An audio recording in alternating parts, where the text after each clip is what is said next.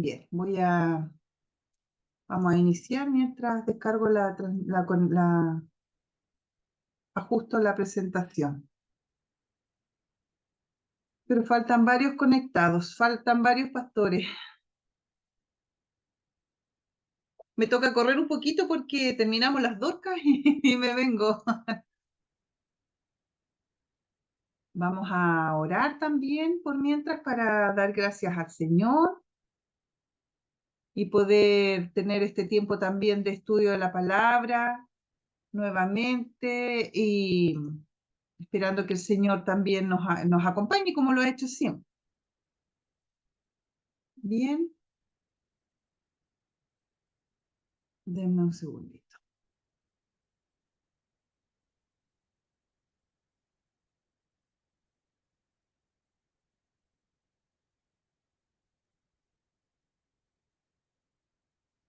Pastor Erickson Durán está con la posibilidad de activar su audio para que nos guíe en una oración de inicio en esta clase.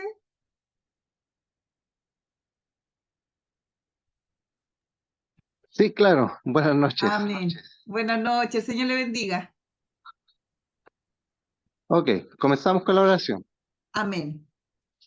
Padre Dios amado que estás en los cielos, alabamos y bendecimos tu nombre. Te damos Amén. gracias porque podemos reunirnos, mi Dios, en estas instancias Amén. para poder aprender y estudiar tu palabra. Ruego tu don de sabiduría para nosotros, de conocimiento, de ciencia, de entendimiento, tanto para los profesores como para nosotros, los que estudiamos. Ruego la bendición para este curso y para todo lo que se hará hoy en día, en el nombre del Padre, del Hijo y del Espíritu Santo. Amén. Amén. Amén. Muchas gracias. El Señor le bendiga. Bien, voy a compartir entonces.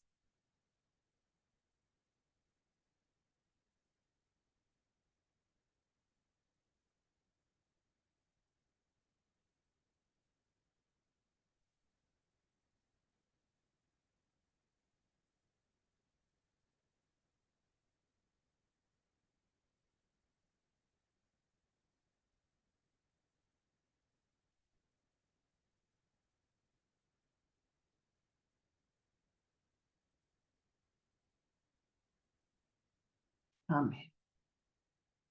Compartimos entonces, iniciamos nuestra quinta clase, queridos pastores. El Señor les bendiga a todos quienes ya están conectados y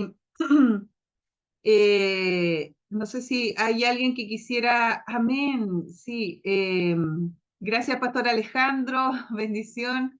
Ir registrando la asistencia es muy importante, por favor, mis hermanos después de soporte técnico cotejan, revisan y hacen todo ahí el estudio de asistencia, así es que no deje de registrar su nombre, por favor, y ahí colocar presente. Entonces iniciamos nuestra quinta clase. La semana anterior estuvimos revisando el análisis del Evangelio, del libro del Evangelio de Juan. Ya surgieron algunos comentarios al final de la clase, comentarios y consultas. Entonces, hoy día, durante la clase también, porque la verdad es que toda la literatura juanina y puntualmente las cartas de Juan, también dentro de su objetivo, digamos, como literatura o como registro también escrito, tuvo la intención el autor de poder fortalecer y reforzar eh, esta deidad de Jesucristo y deidad humanidad, ¿ya? Entonces, y además el hermano Freddy me hacía un planteamiento también respecto del Evangelio de Juan y sobre, así como Jesucristo se identificó como el buen pastor, la puerta de las ovejas, como los yo soy que están estampados y escritos ahí en el Evangelio de Juan. También en el libro en la primera carta de Juan están reflejadas de alguna manera la respuesta a esta consulta cuando Jesucristo, comentario que hizo mi hermano Freddy, cuando Jesucristo también se autodenomina, yo soy el hijo, o también yo soy el hijo del hombre. Y la verdad es que la respuesta es la misma que estuvimos analizando durante toda la clase. Ese yo soy también, o soy el hijo del hombre, de alguna manera mostraba esta humanidad de Jesucristo, pero también sin dejar de ser Dios. ¿Ya? Así es que ha sido, y lo comenté en la clase anterior, fue un tema de análisis, de discusión entre los padres de la iglesia, primer y segundo siglo, temas de análisis, porque habían algunas tendencias que decían que Jesucristo, casi el gnosticismo, de hecho, indicaba que Jesucristo y esta fuerza se introdujo en la iglesia cristiana, indicando que Jesucristo no era más que una fuerza, un espíritu, casi como un fantasma, ¿ya? Y nosotros, por medio del evangelista, creemos también porque es la palabra que llegó a nosotros y ha llegado al día de hoy, imagínense cuántos miles de años, indicándonos que Jesucristo fue el Hijo de Dios, pero como Hijo de Hombre llegó, indicando esa humanidad que tenía también independiente, digamos, que vino a la tierra y se hizo hombre. Eso es lo que nosotros predicamos y creemos. El pastor Iván nos planteaba un desafío y decía, ¿cómo explicamos esto a quien no conoce nada del Señor? A quien no sabe, ¿cómo le explicamos a los jóvenes sobre esto? Que Jesús, siendo Dios, se hizo hombre o que fue humano y sufrió como humano, porque también algunos cuestionamientos sobre la divinidad y humanidad de Jesús, como decía yo, lo planteé también escrito, esta doctrina de encarnación, se encarnó el Dios como Jesús se encarnó como hombre, también cristología se llama también al estudio de toda la vida de Cristo, pero puntualmente de cómo Cristo, siendo Dios, se hace hombre. ¿Cómo le explicamos esto a personas que no conocen del Señor, a personas que no le podemos a lo mejor explicar tal cual como nosotros lo hacemos con la fe rotunda de que así es, de que si la palabra lo dice, así es? Y la verdad es que analizando precisamente esta idea, analizando, leemos constantemente la palabra cuando nos dice la palabra que es el Espíritu Santo quien convence al hombre de pecado, de justicia, de juicio del Señor, y es el Espíritu Santo quien redarguye el corazón de la persona. Por lo tanto, nosotros debemos predicar con la convicción de fe, convicción de que así como dice el evangelista Juan, por medio de su evangelio y de las cartas que dejó escritas indicándonos, porque él en ese momento tuvo esta misma discusión con aquellos que pertenecieron a la iglesia y que salieron de la iglesia. Lo dice la carta de Juan, porque yo me imagino que ustedes leyeron la primera carta de Juan, los capítulos que leyeron Juan, y se dieron cuenta de cómo constantemente el evangelista indicaba, digamos, temas doctrinales, pero también decía, estos falsos maestros, quienes están hoy en día turbando, por decirlo en un término muy común, la iglesia, eran nuestros, pero nunca habían pertenecido, en el fondo da a entender que nunca se habían convertido al Señor, nunca habían rendido su vida al Señor. Por eso después salen y con estas ideas tergiversadas, precisamente cuestionando esta naturaleza de Jesucristo, divina y humana, porque creemos, porque así lo dice el evangelista, lo dice la palabra, lo dijeron los primeros padres de la iglesia, que Jesús no dejó de ser Dios y fue, o como hombre sufrió la muerte. Hoy en día nosotros podemos vivir esto sobrenatural gracias a esto, porque vivimos experiencias sobrenaturales cuando nos hacemos parte como hijos de Dios, de la familia de Jesucristo. El Espíritu Santo, que es el ayudador, que es el paracleto, que es quien nos dota de herramientas, de herramientas espirituales, nos da este poder, porque Jesucristo dijo, yo me voy, pero ustedes van a quedar y ustedes van a tener esta capacidad también, porque Él nos concede por medio del Espíritu Santo, de hacer milagros, de hacer obras, de poner las manos sobre los enfermos. Entonces, eso, ¿cómo lo comprendemos hoy en día? ¿Cómo explicamos también esto sobrenatural, estas sanidades que ha hecho el Señor por medio de tantos hermanos, hermanas, pastores, pastoras que ponen las manos sobre los enfermos y sanan, porque es una obra sobrenatural que cuando se activa el poder del Espíritu Santo en nuestras vidas, se hace efectivo y es el obrar. Entonces, espero explicarme bien, pero que esa misma fe nos mueva a seguir hablando de Jesús como el Hijo de Dios, que vino, se encarnó, fue hombre, sufrió, porque así lo dice la palabra, como humano, entregó su vida como humano, sufrió la separación del Señor. ¿Por qué me has desamparado? Como hombre, pero el Señor después le glorificó como Dios también respondió y resucitó al tercer día y cumplió la palabra. Me tomo estos minutos, como les digo, porque sí estuve meditando durante la semana para poder eh, eh, tener esta introducción hoy día, y la verdad es que una introducción puede ser muy sencilla, a lo mejor muy liviana, dirá usted, no hay ningún texto de apoyo, pero la verdad es que la palabra es clara, la palabra es clara y nosotros debemos tener el cuidado de leerla, de estudiarla y de aceptar las verdades de la palabra, porque lo hemos estudiado durante todo este tiempo, que la palabra, la Biblia es la palabra de Dios, es el registro que Dios dejó con su pensamiento, con su corazón, con sus ideas para nuestro alcance. Amén. No sé si alguien quiere hacer algún comentario al respecto. Podemos tomarnos unos minutitos para luego ya estar avanzando con la clase de hoy.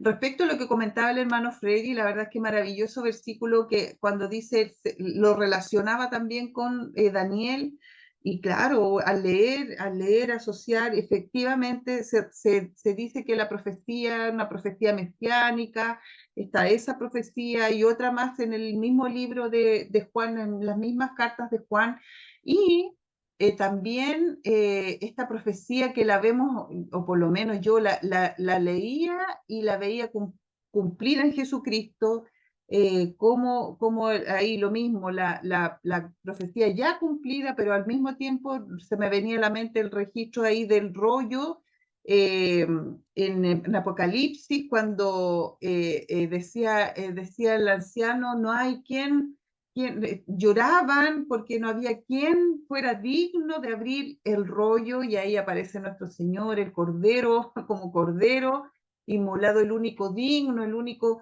que tenía la posibilidad de abrir este rollo. Entonces leía precisamente cómo Jesucristo se revela ahí en Daniel, o Daniel nos revela a Jesucristo, el Hijo del Hombre, pero que este hijo que también cumpliría esta misión de salvar a la humanidad, el único digno de alabanza, el único digno de gloria. Bien, parece que no va a haber comentario, a lo mejor al final podemos tomar unos minutos también para comentar algo. Entonces, tenemos hoy día el análisis de la primera carta de Juan. ¿Ya? Esta carta, más que una carta, la verdad es que se habla como de una homilía, que fue como un discurso, ¿ya? Pero se tradujo, se ocupó también por eso después se denominó carta o epístola, porque más bien este discurso que fue hecho, homilía también, que es el otro significado que tiene, fue utilizado como base, como principios del cristianismo en doctrina y en práctica, como dice el texto. Ya este diseño de ser, refutar y proteger contra dogmas, principios y prácticas erróneas, ya fue finalmente amplio y se ocupó y se distribuyó por las iglesias de Asia principalmente, pero imagínense, hoy tenemos la bendición de poder leer esta carta, entonces por eso también se le llama a las cartas de Juan cartas universales, cartas católicas, porque católico, la palabra católico es universal, ¿ya? Eso es lo que significa. Entonces tenemos estas cartas que la van a ver en algún momento, la van a leer como las cartas católicas o como las cartas universales. Pero aquí nosotros hablamos de esta carta del evangelista, que su principal objetivo lo vamos a ir analizando. Pero este comentarista de la palabra nos comenta aquí en este texto que sirvió esta carta, este discurso, esta homilía para refutar, para establecer principios ya contra estas prácticas erróneas, doctrinas erróneas, enseñanzas erróneas, especialmente aquellos que rebajarían la deidad de Cristo, porque eso era uno de los puntos que tenían de discusión, ¿ya? Y la realidad y poder de sufrimientos y muerte como un sacrificio expiatorio, y contra la afirmación de que los creyentes que son salvos por gracia no están obligados a obedecer los mandamientos. Estas epístolas también despierta a todos los que profesan conocer a Dios, tener comunión con Él y creer en Él, y caminar en santidad, no en pecado, mostrando que una mera profesión exterior no es nada, sin la evidencia de una vida y conducta santa. También ayuda a avanzar y estimula a los verdaderos cristianos a la comunión con Dios y al Señor Jesucristo, a la constancia en la fe verdadera y a la pureza de vida. Refutar contra las falsas enseñanzas, falsas doctrinas y afirmar al cristiano era el propósito de es lo que nos dice este análisis o este comentario.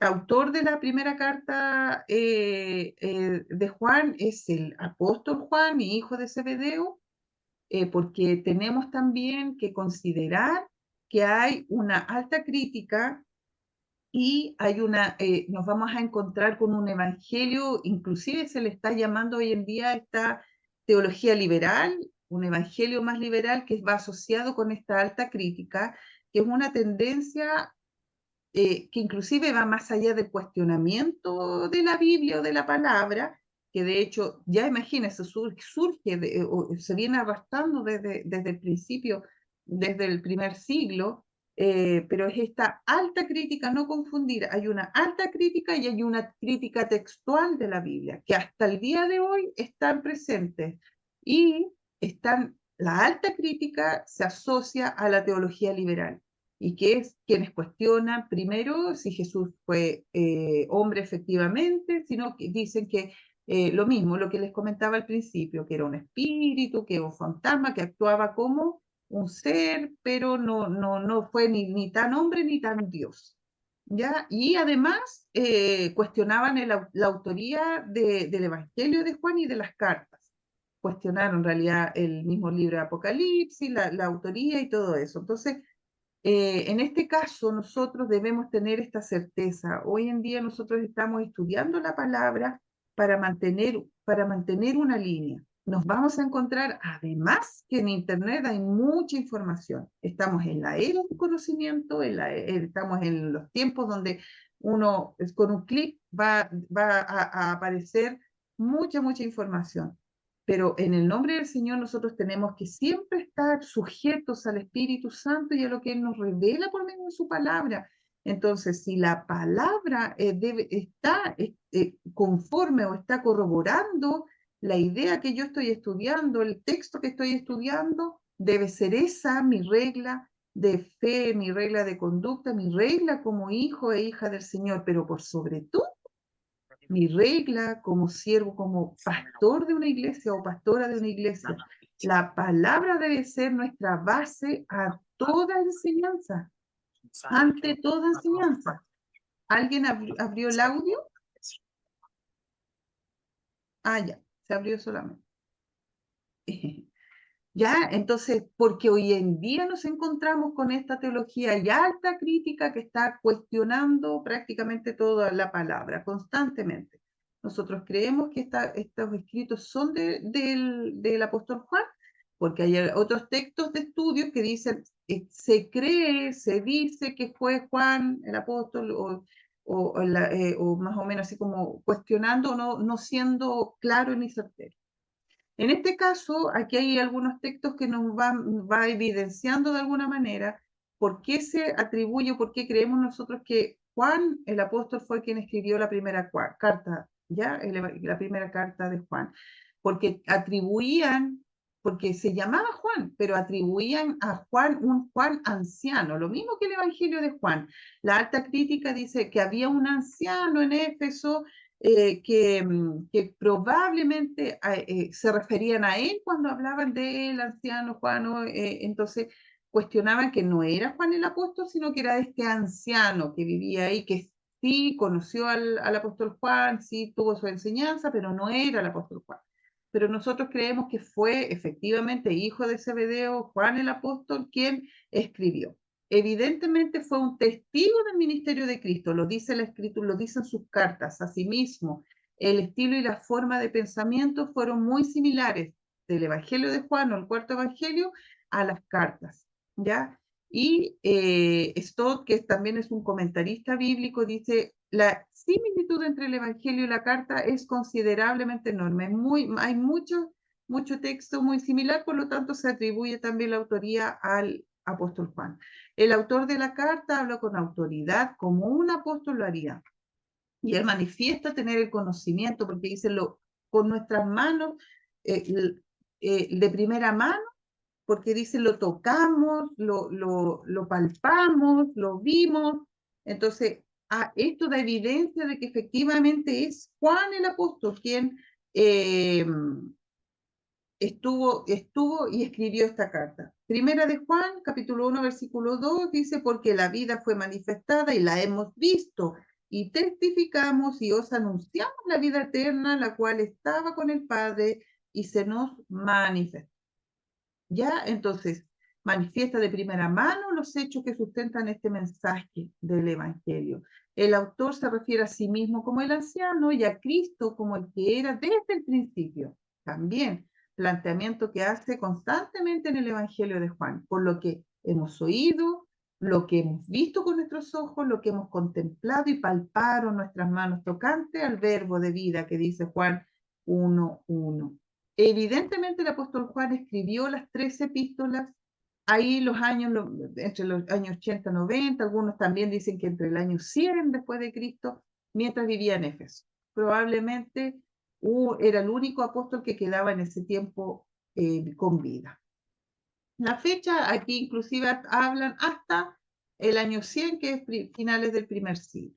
Entonces, ahí hay un rango que es la fecha más cercana de la escritura y 100 lugares claros en Éfeso, en Asia Menor, y la tradición de la iglesia consistentemente identifica a Juan en un momento de avanzada edad, viviendo activamente y escribiendo desde Éfeso en Asia Menor. Aquí también quiero mencionar entonces un dato interesante, el Evangelio de Juan tiene un contenido evangelístico, que lo mencionábamos en la clase anterior, mientras que la primera carta de Juan fue escrita para los creyentes, puntualmente, para los creyentes. Y eh, este comentarista también de renombre afirma que el Evangelio presenta la deidad de Jesús, mientras la primera carta afirma su humanidad. Por lo tanto, estos libros van juntos, están unidos, y hay esta estrechez en la que provoca y confirma que Juan escribió estas cartas. Los destinatarios, ninguna de las cartas da indicio de quiénes son los destinatarios, pero se aceptan que estas cartas fueron principalmente a las iglesias de Asia Menor, donde Juan ejercía este ministerio apostólico también. Uno de los propósitos de esta primera carta de Juan era identificar a los falsos maestros. El famoso gnosticismo, que lo hemos ido trabajando desde la primera clase de la literatura juanina, dañaba la sana doctrina y la vida de estos cristianos a quienes Juan tanto amaba. Por esto ellos habían perdido su confianza y certeza en la fe, habían perdido su gozo y estaban confundidos por estos falsos maestros. ¿Cuántas veces nos hemos visto expuestos a estas situaciones, aún en estos años? Estamos hablando del primer siglo y por los siglos hay muchas veces estos falsos maestros que tergiversan la palabra. Por eso nuestra base debe ser bíblica siempre. Vamos a tener libros de apoyo, estudiemos todo lo que aparece, estudiémoslo, pero si no concuerda con lo que está escrito en la Biblia, no podemos tomarlo como una verdad ya que tengamos que replicar. Por eso Juan reitera estos tres propósitos para lo cual él dice haber escrito su carta. Primero, para que vuestro gozo sea cumplido. Ya estas cosas os escribimos para que vuestro gozo sea cumplido, para que haya santidad, para que no pequéis, dice el capítulo 2, versículo 1. Escribo esto para que no pequéis y para que sepáis que tenéis vida eterna, el capítulo 5. Para que sepas, tengas seguridad en la vida que nos otorga el Señor Jesucristo. Ya, para que creéis en el nombre del Hijo de Dios y para que sepáis que tenéis vida eterna y creáis en el nombre del Hijo de Dios. Dígame que este no se parece al texto que analizábamos como base en el Evangelio de Juan. Estas cosas os he escrito. Es muy similar a los textos del Evangelio con las cartas de Juan. Por lo tanto, hay seguridad de alguna manera en que fue el apóstol Juan quien escribió. Bien, aquí se me movieron un poco los numeritos, pero esto es una estructura general del Evangelio, sus 5 capítulos, ahí con algunos temas que salen, mostrándonos que Dios es luz, que debemos andar en la luz, reflejando ahí la obra del anticristo, e indicando cómo también debemos comportarnos como hijos de Dios. Aprender a identificar los falsos maestros, conocer el amor, vivenciar el amor, habla constantemente de que debemos amarnos los unos a los otros y además esta seguridad de conocer la vida eterna, esta victoria que creemos y que es nuestra esperanza, que vamos a estar un día con Él reinando eternamente y en la gloria. ¿Ya? También como trasfondo histórico comentarles que las epístolas de Juan y esta primera carta nos relata cómo, aunque Juan era un anciano, era avanzado de edad, al momento de escribir estas cartas, él estaba ministrando activamente a iglesias en Asia Menor. ¿Ya? Él era el único apóstol sobreviviente que estuvo íntimamente cerca de Jesús. Y a lo largo de su ministerio en la tierra, durante su muerte, durante la resurrección y durante la ascensión de Jesucristo. Y esto lo corroboran también los padres de la iglesia, como los mencionaba, Justino Mártir, Ireneo, Clemente de Alejandría, quienes conocieron a Juan, fueron discípulos de Juan, Eusebio, ¿ya? Y ellos dicen que Juan efectivamente vivió en Éfeso, en Asia, llevando un intenso programa evangelístico, supervisando las tantas iglesias que se habían levantado y conduciendo un ministerio escrito, en este caso el Evangelio y el Apocalipsis. Como el último apóstol que era el testimonio de Juan era reverente e incuestionable, de incuestionable autoridad en medio de las iglesias. Era respetado y era reconocido como el discípulo amado también del Señor Jesucristo. Y por supuesto, dando validez a lo que él decía, que él había estado vivenciado junto a Jesús, lo había tocado y había estado cerca de él. Hablamos entonces, porque cuando hablamos de uno de los objetivos principales de esta carta tiene que ver con esto, las herejías. Estas eran herejías, eran falsas doctrinas que se habían levantado en la iglesia, en Éfeso. Ya también lo hemos comentado, este lugar, estamos hablando no de un lugar donde era común estudiar la palabra, estudiar la Torá, estudiar y que la gente estuviera hablando de Dios. Al contrario, nos encontramos en un lugar geográfico que era culturalmente diferente, culturalmente tenían la idea de que había muchos dioses, no tan solo uno, hablaban digamos, de la importancia del hombre también, y fue justamente por eso que se dio muy fuerte esto del gnosticismo, del conocimiento. Primero porque el gnosticismo indicaba que sí, el espíritu, todo lo espiritual era bueno, pero todo lo que el cuerpo o lo que se vivía, digamos, como humano era malo. Entonces nacen estos movimientos, el docetismo y el serinto. Docetismo era que, aquí es cuando cuestionan la humanidad de Jesucristo. Parecía que era un cuerpo, pero era un espíritu o un fantasma. Primera de Juan, entonces, vamos a leer algunos versículos, y aquí por eso inicia el evangelista con este texto, corroborando, refutando a esta doctrina, indicando que lo que era desde el principio, lo que hemos oído, lo que hemos visto con nuestros ojos, lo que hemos contemplado y palpado en nuestras manos, tocante al verbo de vida, que el verbo era la palabra, verbo también o logos, que fue utilizado constantemente por el evangelista, estaba desde siempre. Y además lo habían vivido eh, lo corroboraban con estas palabras. ¿Qué nos dice el capítulo 4, versículos 2 y 3? En esto conoced el Espíritu de Dios, todo espíritu que confiesa que Jesucristo ha venido en carne es de Dios. ¿Ya? Y todo espíritu que no confiesa que Jesucristo ha venido en carne no es de Dios. Y este es el espíritu del anticristo, el cual vosotros habéis oído que viene y que ahora ya está en el mundo. Lo atribuía inclusive a esto, imagínense, del anticristo. ¿Por qué? Porque estaban diciendo eso, que Jesucristo no era más que un espíritu, que parecía que había estado en cuerpo, pero que no era más que eso.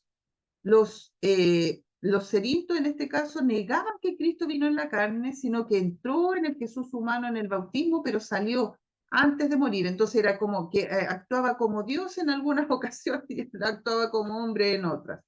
Y atentaban contra la humanidad de Cristo y su sacrificio expiatorio. Y alienta el ascetismo para tratar mal al cuerpo. ¿Qué pasa con este movimiento? Podemos notar de una manera muy clara cuando analizamos en la carta de Juan que los creyentes de esta época estaban sufriendo bajo la influencia de estas falsas doctrinas, las cuales negaban la encarnación de Cristo. Por eso es delicado debemos tomar y analizar estos textos con mucha reverencia, con mucha guía del Espíritu Santo, porque nosotros debemos comprender que Jesucristo vino, siendo Dios, se hizo hombre y se encarnó en un hombre. Y al parecer esta mala enseñanza estaba siendo proliferada por las mismas personas que habían estado en la iglesia, incluso dentro de los grupos de maestros, y que ahora se habían apartado. Juan lo dice en el capítulo 2, salieron de entre nosotros, y añade, porque no eran de nosotros. Y he aquí el peligro de no enseñar debidamente la doctrina de Cristo a los creyentes o a quienes asisten a nuestras reuniones. No debemos dar por hecho que todos quienes asisten a nuestras congregaciones son salvos solo porque están entre nosotros. ¿Por qué pasa que Satanás conoce las debilidades y puede someternos al error, a usarlo para transmitir además este error en forma doctrinal? Así que conociendo estos asuntos básicos debemos nosotros tener fe, certeza en hablar de nuestro Señor Jesucristo, hombre y como Dios. Estas herejías entonces, o estos falsos maestros, concluyeron que el pecado cometido en el cuerpo físico no importaba, porque separaba y decían, no, si yo estando en el cuerpo, no importa lo que haga, porque como humano, y dígame que no son falsas doctrinas o enseñanzas falsas que se repiten hasta el día de hoy, yo la he escuchado en este tiempo. No importa, hermano, somos hombres, somos mujeres, vamos a pecar, lo importante es lo que está en el corazón. Y contra eso estaba luchando Juan, que una indulgencia en la inmoralidad era permisible. ¿ya? Y que uno podía negar que el pecado existiera. Y eso quiero irlo leyendo porque no quiero que sea un texto o interpretación que podamos dar sin base bíblica. Entonces dice, si decimos que no tenemos pecado, nos engañamos a nosotros mismos y la verdad no está en nosotros. Si confesamos nuestros pecados, Él es fiel y justo para perdonar nuestros pecados y limpiarnos de toda maldad. Si decimos que no hemos pecado, le hacemos al mentiroso y su palabra no está en nosotros. Debemos nosotros comprender que en este tiempo estaban hablando, estos falsos maestros hablaban de negar que el pecado existiera. No es una falta o era algo que como hombre se podía cometer y era permisible. Y además, rechazar la ley de Dios, ¿ya? Y contra eso luchaba el evangelista y escribía esta carta. Todo aquel que comete pecado infringe también la ley, pues el pecado es infracción de la ley. Juan, este es el amor a Dios, que guardemos sus mandamientos y sus mandamientos no son gravosos. Con eso contrarrestaba, ¿ya?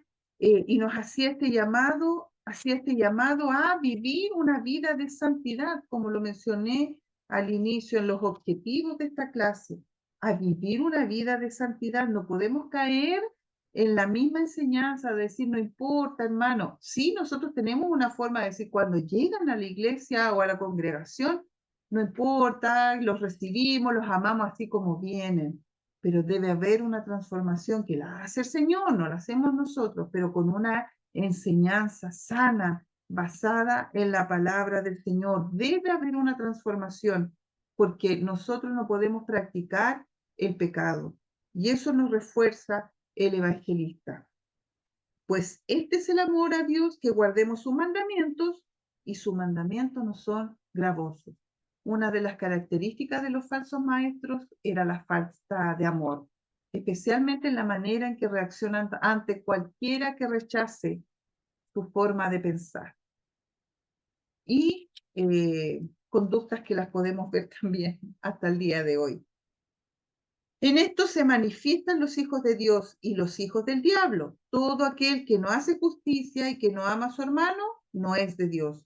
Porque este es el mensaje que habéis oído desde el principio, que nos amemos unos a otros. No como Caín, que era del maligno y mató a su hermano. ¿Y por qué causa le mató? Porque sus obras eran malas y las de su hermano justas. Hermanos míos, no os extrañéis, el mundo os aborrece. Nosotros sabemos que hemos pasado de muerte a vida, en que amamos a los hermanos. El que no ama a su hermano permanece en muerte. Todo aquel que aborrece a su hermano es homicida, y sabéis que ningún homicida tiene vida eterna permanente en él.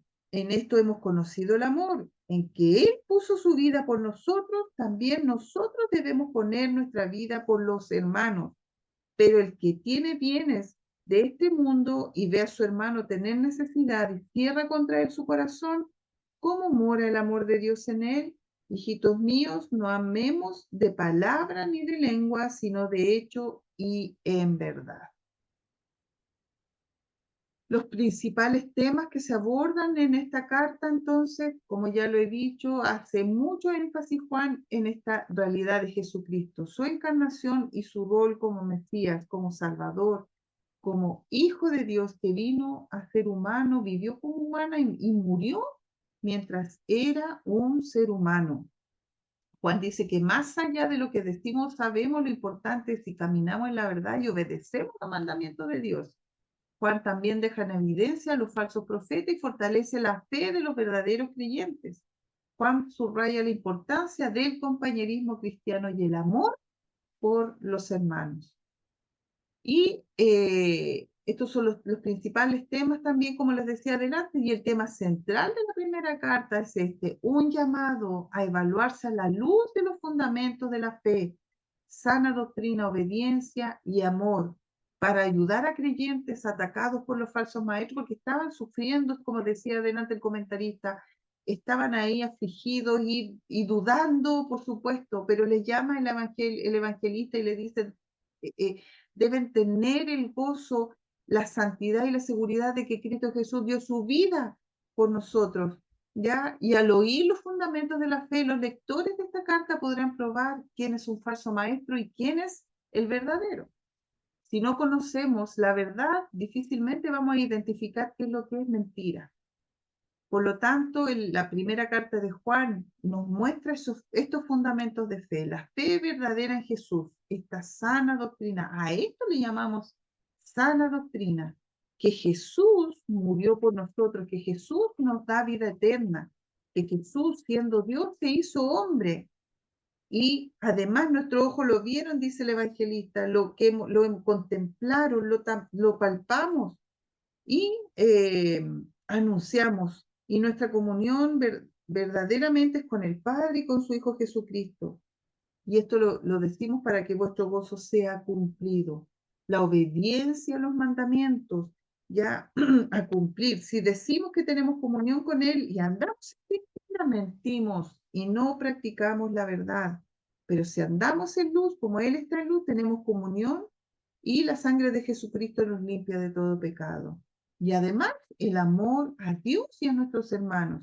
Este es el llamado constante. Es imposible que podamos decir que amamos a Dios y no amemos a los hermanos, y no amemos a la iglesia, y no amemos al que no conoce al Señor, y no amemos a nuestro prójimo. Dice el primera de Juan, capítulo 3, versículos 23 y 24. Y este es su mandamiento, que creamos en el nombre de su Hijo Jesucristo y nos amemos unos a otros como nos lo ha mandado. Y el que guarda sus mandamientos permanece en Dios y Dios en él. Y en esto sabemos que Él permanece en nosotros por el Espíritu que nos ha dado, para que tengamos gozo, santidad y seguridad, esta confianza de que Jesús está preparando un lugar especial para nosotros. La primera carta de Juan es una de las pocas donde el autor mismo comunica los objetivos de una manera tan específica. Por eso podemos resumir el propósito de Juan en estos 5 puntos. Primero, para crecer en la comunión. Ahí están los versículos que ya de algunos los he leído y otros ustedes después lo podrán revisar y escribir. Para aumentar el gozo del cristiano, para evitar el pecado en la vida, para vencer el error doctrinal y para proveer de seguridad eterna. En esto podemos resumir la primera carta de Juan. ¿Y cuál era su propósito general? Era tranquilizar, consolar a los miembros de la iglesia que estaban luchando contra las personas hipócritas que pretendían debilitar la fe de los miembros a través de estas falsas enseñanzas. Y hay evidencia interna para sugerir que ciertas personas dentro de la iglesia, probablemente miembros antiguos, como lo decía anteriormente, estaban exponiendo estas herejías contrarias a las doctrinas verdaderas y fundamentales. Y estos herejes, porque falsa doctrina, predicaban falsa doctrina, por eso se llama hereje, habían desertado de la verdadera fe. Por eso Juan se esfuerza y se esmera en hablar de esta verdadera fe, de esta sana doctrina. Y la sana doctrina tenía que ver con que Jesucristo se había hecho hombre y había muerto por nuestros pecados. Él se había expiado, se había puesto en nuestro lugar por nuestros pecados. Y lo que hacía estos falsos maestros era apartar de esta verdad, tergiversar esta verdad. Entonces, ahí es donde el evangelista menciona, eran de nosotros, estos falsos maestros eran miembros nuestros, maestros porque enseñaban, pero se esforzaban en engañar y llevar a los miembros de la iglesia por el mal camino. Aquí vemos el resumen de el contenido en general de las cartas, también indicando sus principales temáticas en cada capítulo. El primer capítulo, Jesucristo, vida y luz.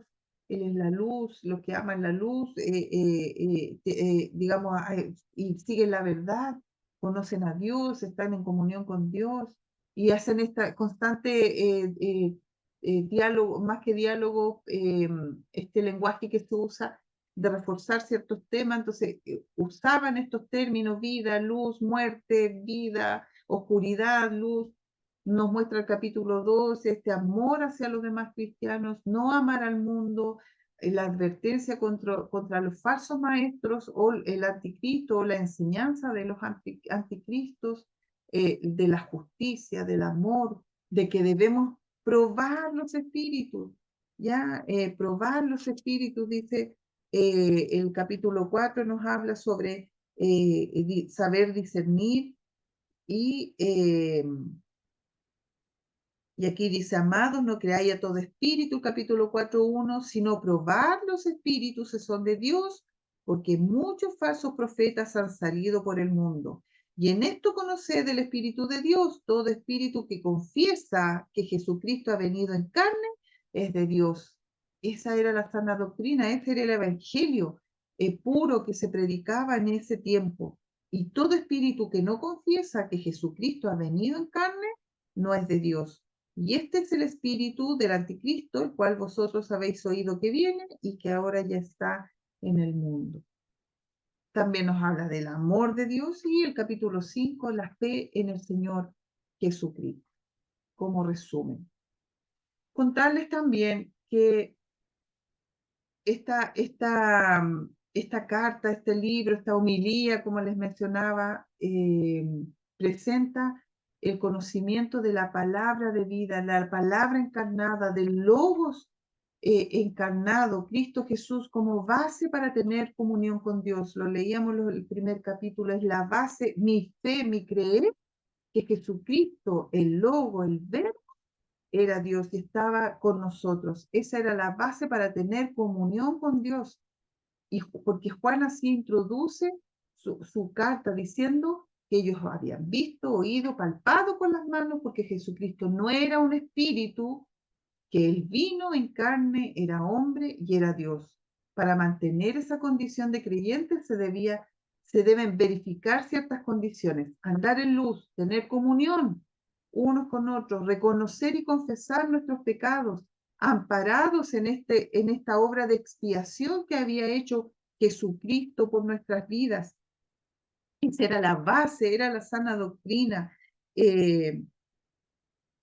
Como dice ahí, a modo de resumen, conocimiento de la palabra de vida encarnada, Cristo Jesús, con ese conocimiento, entonces nosotros logramos esta comunión con Dios. Comprender con certeza que Jesucristo no era un espíritu, sino que era Dios hecho carne. Y además, esta prueba de que se conoce y ama a Dios, que la forma de evidenciar mi fe y mi conocimiento y amor hacia Dios es la obediencia. Ya el capítulo 2, versículo 3 al 11, lo leí adelante, pero el mandamiento 7, hermanos, no os escribo mandamiento nuevo, sino el mandamiento antiguo que habéis tenido desde el principio. Y este es la palabra que habéis oído desde el principio. Sin embargo, os escribo un nuevo mandamiento que es verdadero en él y en vosotros, porque las tinieblas van pasando y la luz verdadera ya alumbra. El que dice que está en la luz y aborrece a su hermano, está todavía en las tinieblas, y el que ama a su hermano permanece en la luz y en él no hay tropiezo. Entonces nos hace este llamado a conocer y amar a Dios y a obedecerle, pero en la obediencia también tenía que ver con este amor y demostrar el amor hacia mi prójimo. La venida del Señor significará parecerse a Cristo, este llamado constante a la santificación del evangelista. Había una amenaza en aquel tiempo y hoy en día tenemos esta misma amenaza, la influencia de las falsas doctrinas, de los anticristos que amenazan a la iglesia constantemente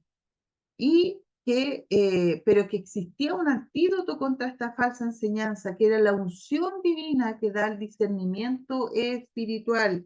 Y lo dice aquí el capítulo 2, versículos 26 y 27. Os escribo esto sobre los que os engañan, pero la unción que vosotros recibisteis de él permanece en vosotros y no tenéis necesidad de que nadie os enseñe.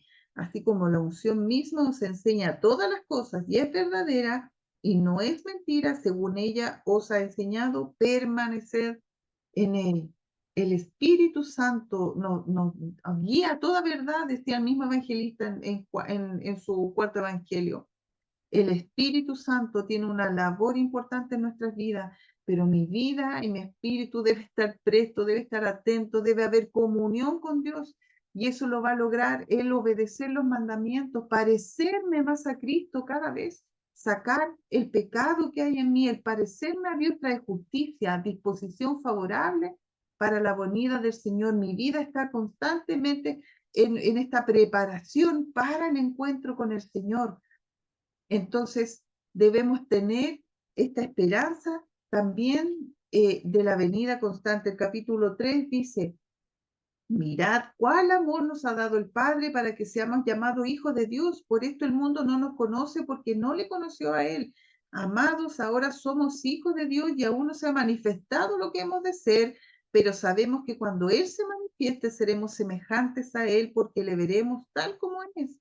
Y todo aquel que tiene esta esperanza en Él se purifica a sí mismo, así como Él es puro. El anhelo de estar con el Señor nos va a hacer que luchemos cada día por parecernos más a Cristo. Y esa porque la esperanza nos mueve a ese encuentro glorioso con el Señor. Una vida que se caracteriza por permanecer en Cristo produce libertad del dominio del pecado. Ya no hay, el pecado no lo podemos resistir porque tenemos el Espíritu de Dios que está aquí en nuestra vida, gimiendo porque queremos encontrarnos con el Señor. Por eso la esperanza en volvernos a ver nos va a llevar a apartarnos del pecado cada vez más. El amor, ya lo he leído muchos versículos de constante llamado a amarnos, porque Dios es la fuente de amor.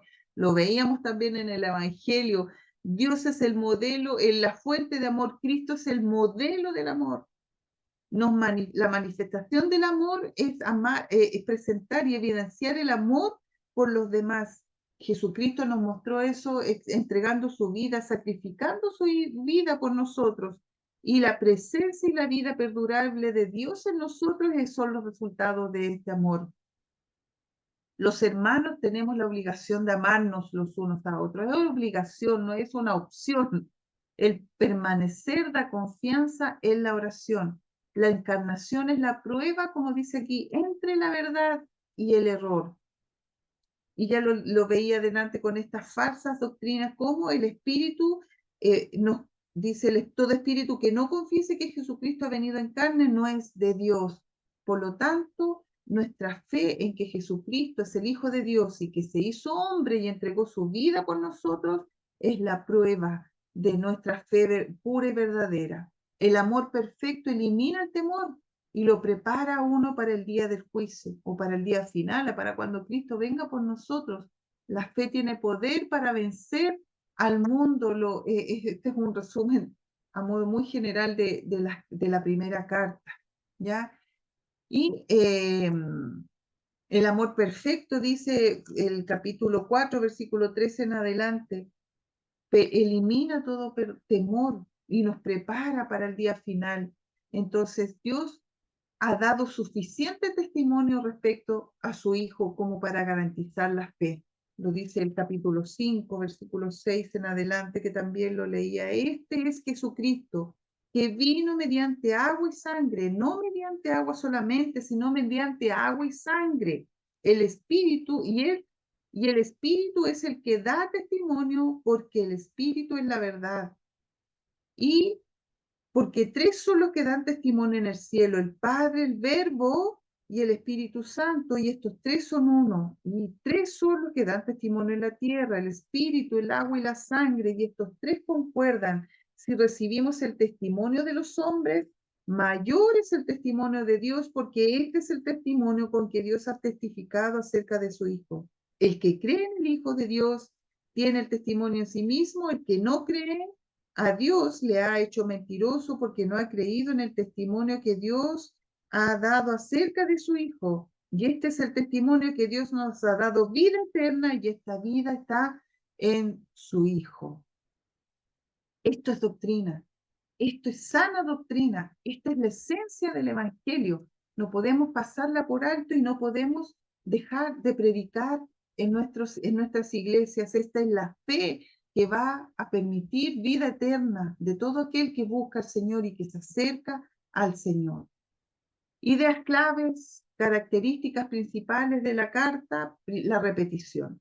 El autor, el evangelista, una y otra vez repite ciertas ideas, términos, como les mencionaba, la luz, la verdad, el creer, el amor, la justicia, ya con diferentes énfasis, pero generalmente están hablando de estos términos. Lo simple de las oraciones, el lenguaje, que también lo hablaba anteriormente cuando hablábamos de la carta de Juan del cuarto evangelio, un lenguaje sencillo, fácil de entender. Para los estudiantes de griego, esta es la carta menos complicada de leer, ya por esta sencillez y claridad en sus oraciones y lo que quiere esta sintaxis, las ideas principales. Porque se desenvuelve esta carta en un tono cálido, amante, ya como un padre habla tiernamente en una conversación íntima con sus hijos, también muy pastoral, escrita desde el corazón de un pastor que tiene ciertas preocupaciones por sus ovejas. Como pastor, Juan comunicaba a su rebaño algunos principios muy básicos y esenciales de la fe.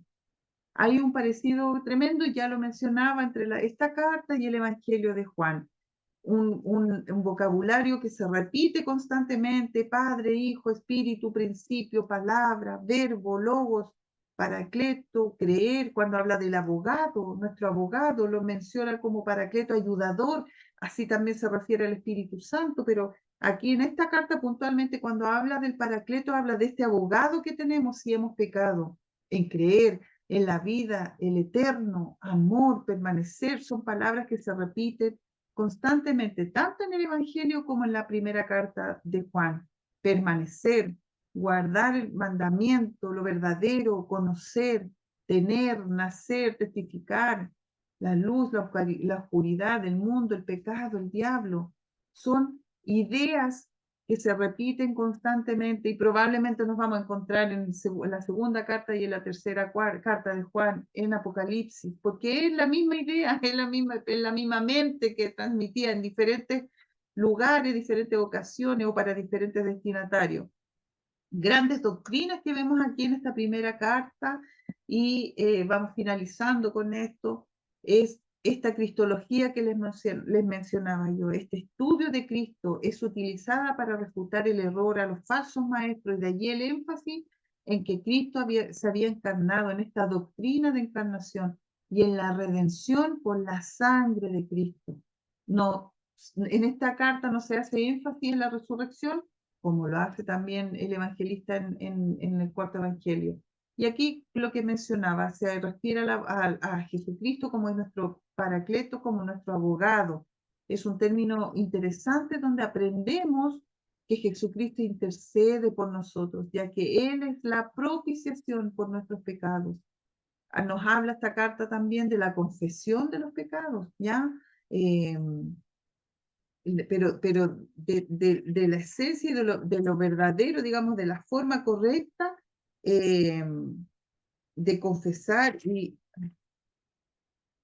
ahí no son los versículos, me equivoqué, voy a tener que corregir después. No es capítulo 1, versículos 15 y 17. Y lo tengo que corregir. Y ahora también como gran doctrina es que somos hijos de Dios. ¿Ya? Y lo leía yo en el capítulo 3, versículo 1 al 3, y que además dice: amados, somos hijos de Dios y que aún nos ha manifestado lo que hemos de ser. Que cuando Cristo venga y cuando Él se manifieste, seremos semejantes. Y con esto concluyo esta reflexión. Amados, dice Primera de Juan, capítulo 3, versículo 2, ahora somos hijos de Dios y aún nos ha manifestado lo que hemos de ser, pero sabemos que cuando Él se manifieste seremos semejantes a Él, porque le veremos tal como Él es. Y esto es la esencia de la primera carta de Juan. El saber que el cristianismo auténtico cree que Jesús es el Hijo de Dios, que guarda los mandamientos y ama a Dios y a los demás. Sentir que la gracia de Dios es suficiente. y hacer de nuestra vida un cuadro sin ambigüedades de lo que Dios quiere que seamos. O somos hijos de Dios, no somos, o estamos en luz o estamos en oscuridad. No hay términos medios. Toda la palabra nos habla constantemente, no hay términos medios. Somos hijos de Dios o no somos, o como les decía, hay vida eterna o hay muerte eterna. Y esa es la sana doctrina que nos revela esta primera carta de Juan. Que el Señor les bendiga. Amén. Esta es el análisis de esta primera carta del evangelista. No sé si hay alguien que quisiera, siempre me gusta dar la palabra, si alguien quiere hacer algún comentario o quiere complementar alguna enseñanza o hacer alguna consulta, toda la libertad, por favor.